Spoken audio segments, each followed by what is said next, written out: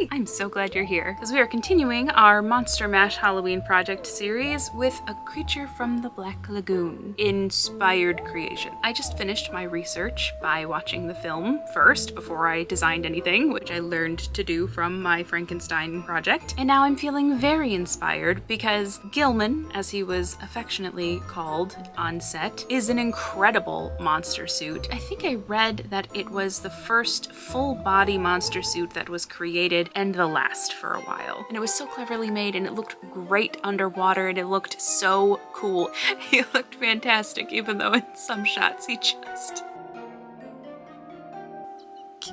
And the woman who designed the creature, amazing, never got the proper credit that she deserved at the time. I don't have the time or resources to recreate something as spectacular as the suit, so I would like to take some inspiration from the creature from the Black Lagoon and create my own kind of creature. So this is the design I've got. We're gonna do some fun things with ruching and pleating with basically whatever green fabric I have on hand, but I did thrift this amazing fabric. It's basically this fabric, but in green. And I think there are like 3 or 4 yards of it here in 2 pieces, but still cannot believe that this was at my thrift store. Next to it, I also found this fabric, which is also very cool. And I think we're gonna be able to make some fun stuff with this. So let's dive in. To start things off, I grabbed all of the green fabric I could find from my stash.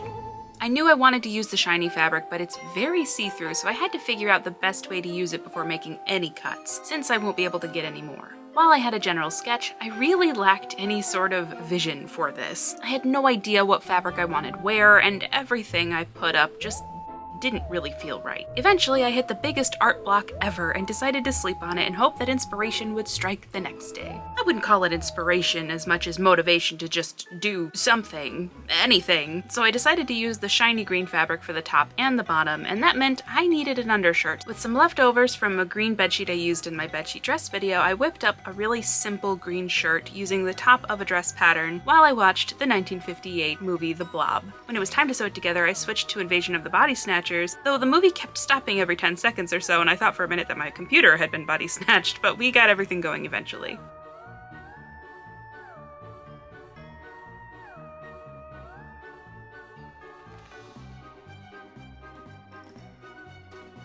Once the shirt was done, I decided to repurpose this little Swiss waist I started making earlier this year but never finished. It was supposed to go with my fairy outfits, but I just couldn't get it all done. Inspired by the different plating on the creature's belly and chest, I decided to take that other shiny material I thrifted and make layered pleats over the entire thing.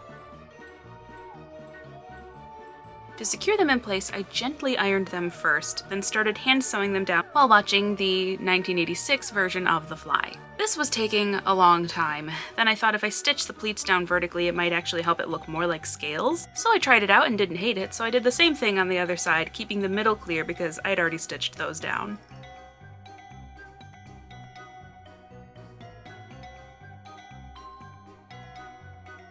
I then started hand stitching the edges down around the outside, but this fabric, although very pretty, was a nightmare to work with, and did not want to cooperate at all. So if you saw me hot gluing the hem down, no you didn't. Once that was finished, it was time to figure out how to use the special green fabric. I had this idea to make a multi-puff sleeve bolero type thing to attempt and mimic scales again. I was too nervous to try this out on my green fabric directly, so I used this pink fabric from my stash to test it out first. Even though these fabrics together screamed Elphaba and Glinda, and the urge to save them both for something Wicked related was very strong, I took my measurements and started trying to figure this out. I thought I could figure out how to make it by only making 3 cuts in the fabric, 1 for the neck/head hole, and 2 to separate the middle from the sleeves. I cut the neck hole just like I would the waist on a circle skirt, and then I fiddled with the middle to see how pleating the fabric would look instead of just cutting it down to size. It wasn't looking too bad, but the sleeves would be too short to make the pleats or puffs, so I decided to sleep on it before making any decisions.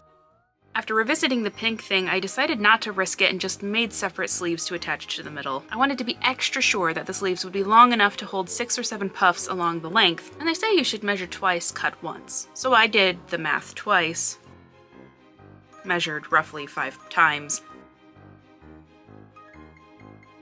chickened out, measured 2 or 3 times more, and then actually cut the fabric. I measured 5 inches between the puffs on the sleeves and marked where the elastic should go with some chalk. With the rest of the fabric from that piece, I pinned the middle bit to my dress form and put the pleats in place while watching Tremors. I gotta say, it was fun, but the only thing I could think of the entire time was...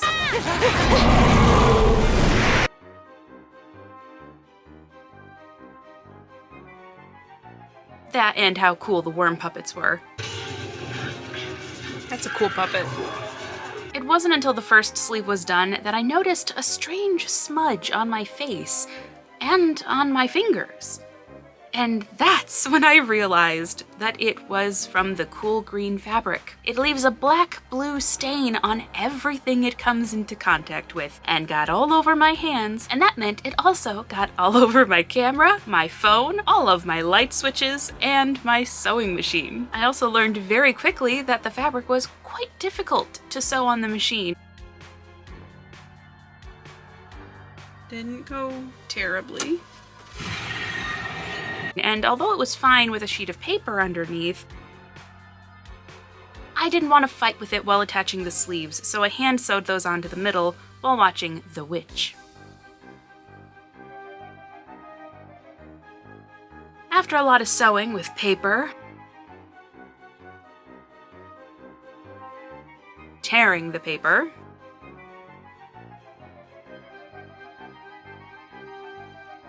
and further staining my hands, it was time for the part of the project I was dreading.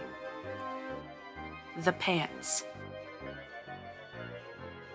I don't like making pants, but since the creature was the first full-body monster suit, I thought pants might be a fun idea to pay homage to that. That meant more paper sewing,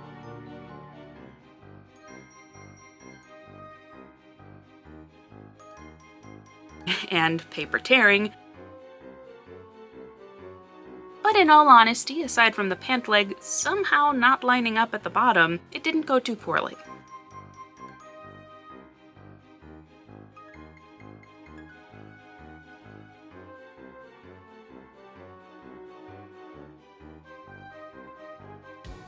Before long, I had a very flashy pair of green pants, but the entire ensemble felt like it was missing something.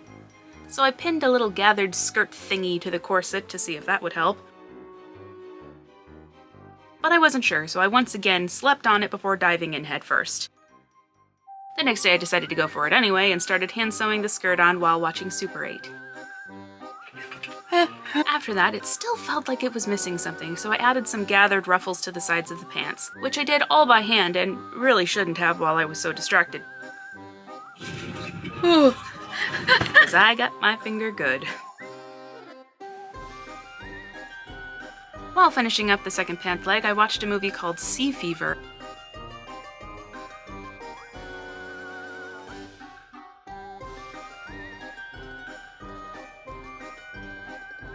And started playing around with how I would make my fingers webbed. My first attempt was with another pair of pantyhose, which I stitched around my fingers by hand and planned to paint green and decorate after.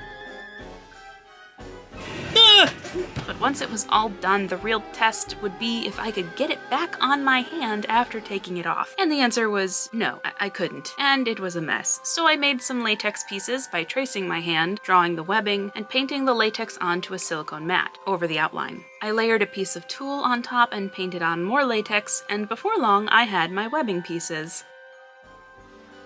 Then I made some little fin things using some leftover green fabric from the corset while watching Jurassic Park.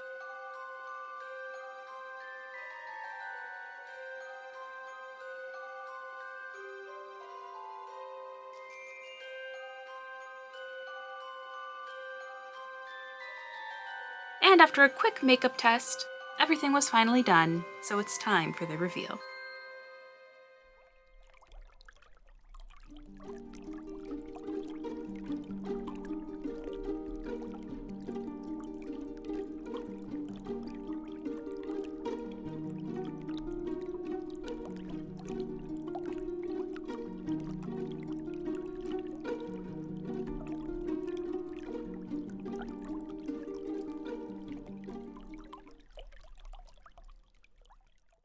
Well, they can't all be winners.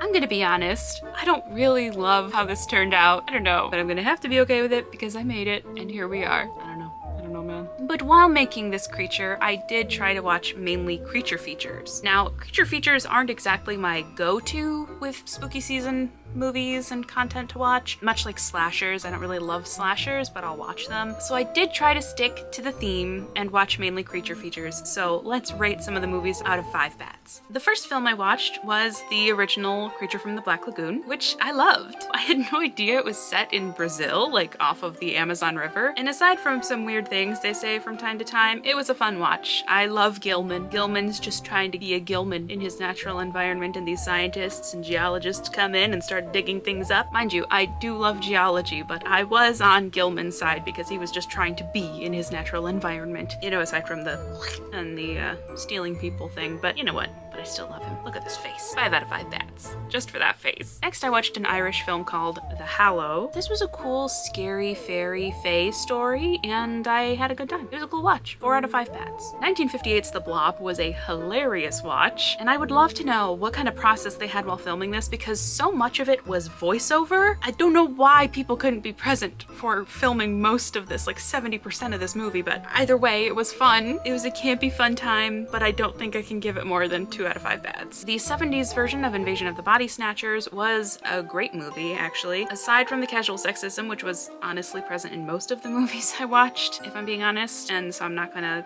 factor that in because then I'd have to factor it into everything. Other than that, it was a great film. I hadn't seen the original yet, nor had I seen the Nicole Kidman one that apparently exists that I just learned about, but I think this version might be my favorite because the practical effects were fantastic. 4 out of 5 bats. Speaking of incredible practical effects, I watched the 1986 The Fly with Jeff Goldblum, and the practical effects and the makeup were amazing. Again, aside from some weird content, it was overall a pretty good movie. 5 out of 5 bats. Then the autoplay kicked in on the streaming service, and it just started Lake Placid. I didn't stop it because I saw a giant crocodile on the poster, and I thought, okay, it seems like a creature feature, so I'll just give it a shot. I had to Google if it was supposed to be a comedy because some of the lines were so shocking that I thought, okay, it's gotta be attempting to be a comedy, right? And it was. It was categorized as a comedy horror. While some of the attempts at comedy didn't make me laugh and I didn't think were very funny, there were some times that did make me laugh, and only because of the few times that it made me laugh is it getting a pity 1 out of 5 bats, because otherwise I didn't really like it. Attack of the Crab Monsters from